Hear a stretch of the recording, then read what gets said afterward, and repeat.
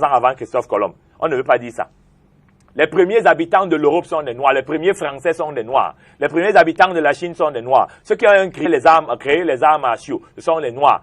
Les hiéroglyphes sont la version anglaise ancienne du chinois écrit que vous voyez aujourd'hui.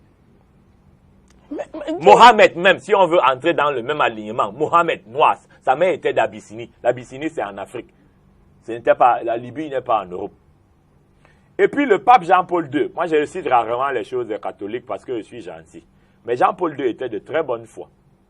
Il est venu demander ici au stade Omnisport de Douala que chez vous, une femme mariée, quand elle a des problèmes, elle va où? On dit dans sa famille. Il dit que, mais pourquoi quand Marie a vu qu'on voulait tuer son enfant, elle allait en Égypte? Elle était où à votre avis? Jeune Afrique économique, septembre 1990, a accordé une interview à Jean-Paul II où il démontre que Jésus-Christ était un noir, que Marie était un noir. À Rome même, ils n'ont jamais changé la couleur de la statue de Marie et de Jésus. C'est noir.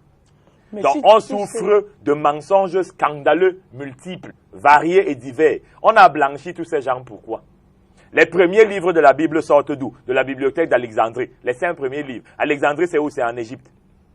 La Septante est tirée de la bibliothèque d'Alexandrie, dans les hiéroglyphes. La première révélation qui part de l'arrivée de Jésus-Christ, c'est en égyptien ancien, 6000 ans avant son arrivée. Son nom en égyptien ancien, qu'il annonce son arrivée, c'est le Kem-Ou, le grand noir.